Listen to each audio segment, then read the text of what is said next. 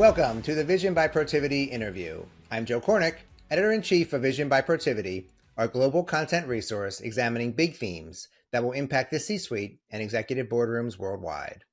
Today, we're exploring the future of privacy, and I'm excited to welcome Jules Polonetsky to the program. For 15 years, Jules has been CEO of the Future of Privacy Forum, a global nonprofit that serves as a catalyst for privacy leadership, where Jules has helped advance principled data practices, assisted in the drafting of data protection legislation, and presented expert testimony with legislatures around the world. He is an adjunct faculty member for the AI Law and Policy Seminar at the College of William and Mary Law School. Jules will be speaking with my Protiviti colleague, Senior Managing Director, Tom Moore. Tom, I'll turn it over to you to begin. Great. Thank you, Joe. And I couldn't think of anybody better to talk about the future of privacy than Jules Polonetsky. Jules, I'm so happy you're joining us today. Thank you. Delighted. If you don't mind, tell us a little bit more about the Future of Privacy Forum, its history, what you're working on today.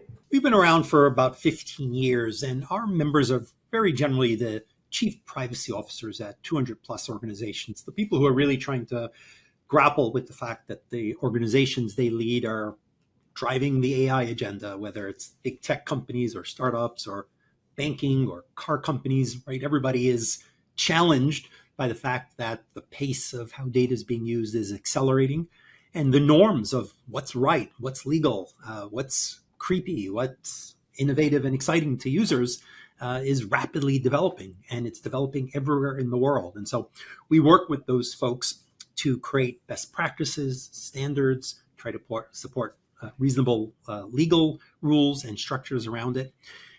And we do that as well with the leading policymakers, because it turns out they're busy. They've got a big agenda. They're trying to deal with, wars around the world, the economy, all the challenges that legislators and government leaders grapple with.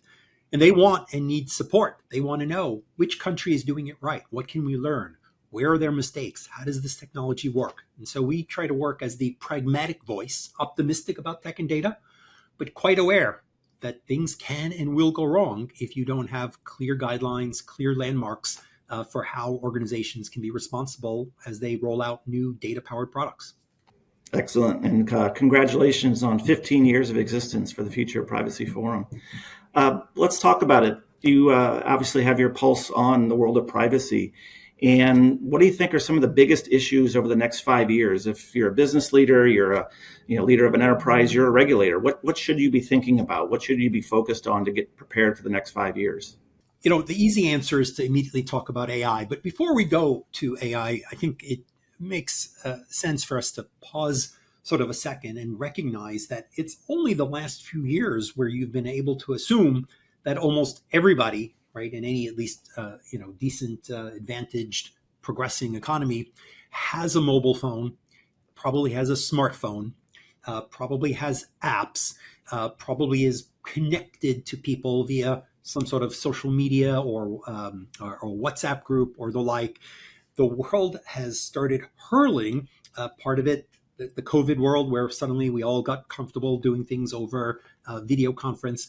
We became a small world where people are connected, which means that the good and the bad things that happen around the world immediately reverberate. It means the bad actors can do their work from every part of the world and can develop sophisticated, complicated organizations and have sort of teams and levels of different delegated services that they can use as they deal with organizations. And so we've moved to this super connected, super immediate, sort of 24/7 world where users can create a giant alarm, sometimes correctly, sometimes incorrectly, when they think that your organization is doing the wrong thing. And it immediately is driven into the media, because the media seem to spend a good chunk of their day following what happens on social media. So, and those stages are only going to accelerate. But we're also seeing the backlash, right? People who are just feeling burnt out because they were locked up at home during COVID and they didn't get to go out, and now they're still gaming all day and all night, and they're still connected, and all the business tools are pinging them, not just on email, but on Slack, on Teams, and all these tools. Being ready and thoughtful and structured enough to navigate this incredibly frothy, turbulent world. And then let's talk about AI, where suddenly the investments are moving so quickly that the policy concerns are being left temporarily by the wayside, right? Like, who would have imagined that we're rolling out products and we say, well, actually, they don't work a lot of the time. But when they do these incredible, really cool things, except it can't be fully reliable, but we're relying on it for incredibly important processes like interacting with our customers. So, for a long time, the problems of our current generative AI tools were well aware, and you had leading companies saying, not yet. We don't know the answers yet to how we're going to put out stuff that isn't reliable, but can do super cool things, but actually also might be discriminatory, right? And for better or worse, the dam burst, and everyone from the most conservative organization to the wildest startup is rolling out stuff that comes with lots of risks. So that's the world we live in. And chief privacy officers and legal and compliance folks suddenly need to go from a careful, measured world where they do assessments and they consult and they discuss and they give advice and the business accepts the advice, to a place where people are rolling things out that are purchased from vendors who've purchased from vendors and putting it out in the market.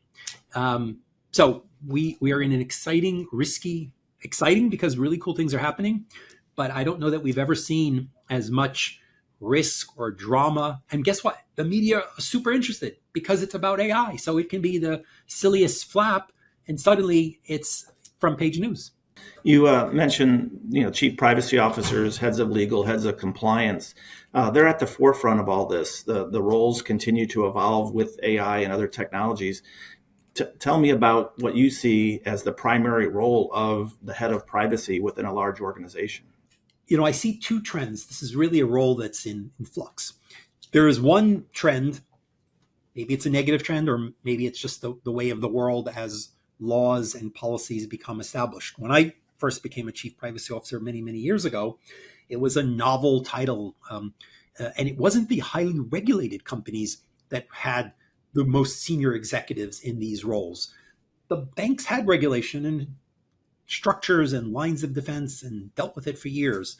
HIPAA, the health privacy and portability law, was in place, and organizations had structures around that. It was the startups, it was the internet companies, it was the ad tech companies who didn't have detailed legislation, at least not in the US, but who were running into all of these explosions of concern, or the data companies who were suddenly able to do so much more than just send you targeted mail, who needed senior executives navigating the nuances of what do the consumers really want, and what is civil society saying? They're making a fuss about this, and what are regulators who want to support the internet and want to support these new business models, and who are very excited to come up with new laws and rules. What about our customers who need to understand what we're doing with their data in ways that we've never used their data before? And here now, we're in a world that's become far more regulated. We've got all these state laws in the US now. We've got AI laws. We have privacy laws. We have global data protection regulation, not just in Europe, which has been a leader and has been mature, but almost every other jurisdiction. We've got a team in Africa. The countries across Africa are rolling out data protection regulation. South America, the big economies, India, right, of the most giant economies, China, all have new data protection regulation and now new AI regulation. So for some companies, they've said, we don't need the drama. We know how to do compliance. We worry about all kinds of compliance issues. Some companies are rolling these roles into compliance and perhaps eliminating this sort of executive type role. Other companies are going in exactly the other direction. They're looking at the challenges of AI, which are not only about privacy, but start with, in many cases, personal information that's collected and used and already regulated by data protection law. Even automated decisioning is already regulated by data protection law. And so some companies are recognizing that here's this incredibly strategic area. Who's going to help us shape what are very nuanced decisions about not only how to deal with complying with laws, hey, we're now going to use video and improve it, and your face is involved, and our customers' data is involved, and we're going to read their confidential information to create better tools that serve them. But boy, they better trust us and trust the output.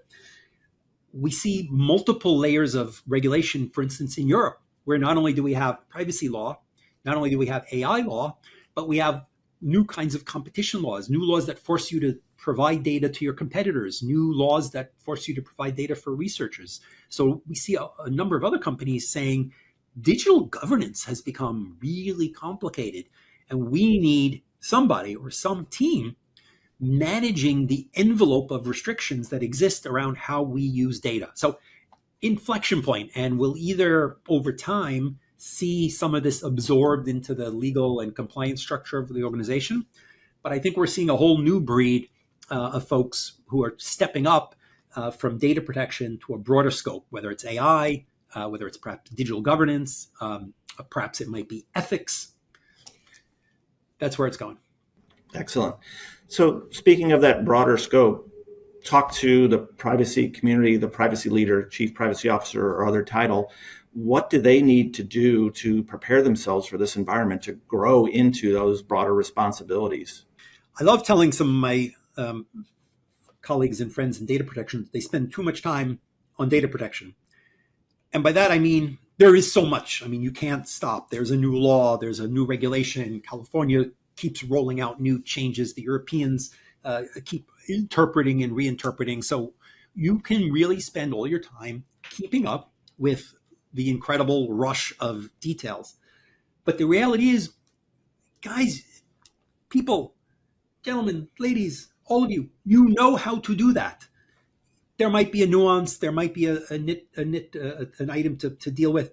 You know how to read legislation, you know how to do compliance. What's changing super fast are the way your business, the way your sector is using data. Things that were norms are now changing. Things that the platforms are doing for their business that affects your business are changing. Spend more time, please, legal, compliance, ethics, privacy people, being gurus of how data is being used, because that's going to help you ask the smart question. You ask your legal assessment question, you're going to get your legal assessment answer. Understanding how your partner and what their business goals are and how they're really planning to use data give you the opportunity to ask much more probing questions that answer what you need to know. Earlier, Jules, you mentioned Europeans, the GDPR. They've obviously invested quite a bit in legislating, regulating, enforcing the data protection for European citizens. Are they striking the right balance? And related question, what lessons can the U.S. learn should we ever get to national privacy law in the U.S.? GDPR, I think, is a very thoughtful document. The European legal process is a challenging process. It's not one country. It's a union. My hope is that we will move in the US to regulate quickly around AI and data protection.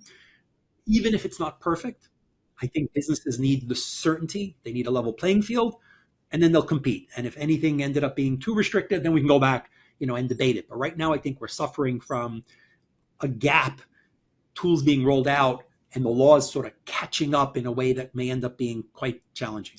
So let me put you on the spot, turn that hope into a prediction.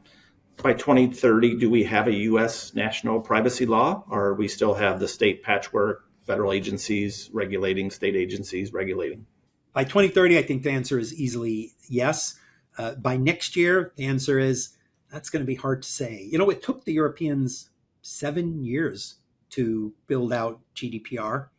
And again, they mostly, 70-80% of GDPR was already in the UK's data protection law, German data protection law. They didn't start with a blank slate. We're talking about regulating a huge chunk of the US economy.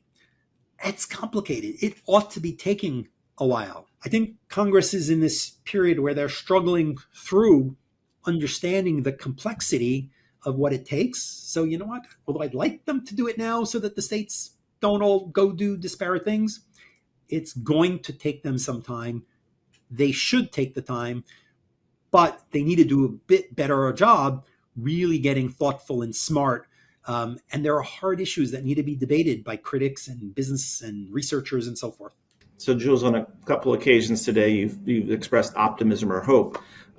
Let's go the other route for just a second. What if we don't get this right? What if national law, thoughtful and smart, doesn't come into play? What by 2030? What could be the consequences of not getting this right? I don't think we have a choice to not get this right. I think the not getting this right, perhaps, is doing it very piecemeal, doing it in ways. My home state of Maryland, has done a very strict state privacy law that doesn't have any greater flexibility for research. Could they have really intended to make it very, very complicated and hard? The home of the National Institutes of Health and leading in universities and so forth. Could they have intended to do that? So I think we could have inadvertent, complicated mistakes, complications of multi-state compliance that cost money and cost time and probably don't add any value. So I think we move slowly and haphazardly if the world is state laws, the world is regulation by crisis and pushback. We end up not being trusted to use the most robust forms of data that we actually do need. We need data about sensitive populations to identify where discrimination can be taking place, where are people not getting access to health facilities. And so if state laws make me worry about collecting any sensitive data, which many of them do with minimization or opt-in requirements, then I don't collect. It's too risky. I don't collect that location data. And that's fine. We'll protect some people who won't get targeted by ads or who won't, have sensitive locations being exposed. But we then won't have the data that the CDC needs to understand how a pandemic spreads. We won't have information needed to know how students, travel to school and traffic information. So we'll end up in a world where we progress, but with drama, with regulation by Twitter and media headline and class action litigation. We need the certainty of a level playing field, as imperfect as laws will always be, so that we can actually move forward rapidly, particularly around AI, where there are huge debates. We need to decide, is it okay to suck up all the data from, the public internet? Well, you know what? Maybe it's public data, but maybe we didn't actually intend this when we hammered out the IP rules and the copyright rules. And maybe we want to think about what the right balance is. If not, it's the courts that are going to decide it. Let's decide it with good, thoughtful public policy. Jules, this has been fantastic. You shared an incredible amount of information, breadth of both concern, but also optimism. I'm thrilled that you joined us today. Thank you for your time, and hope to see you again soon. I am indeed optimistic, despite, I think, all the drama. Exciting things are happening with data. We just need to get the guardrails that can help us drive quickly, safely. Great. Thank you. And back to you, Joe. Thanks, Tom, and thanks, Jules. And thank you for watching the Vision by Protiviti interview. On behalf of Tom and Jules, I'm Joe Cornick. We'll see you next time.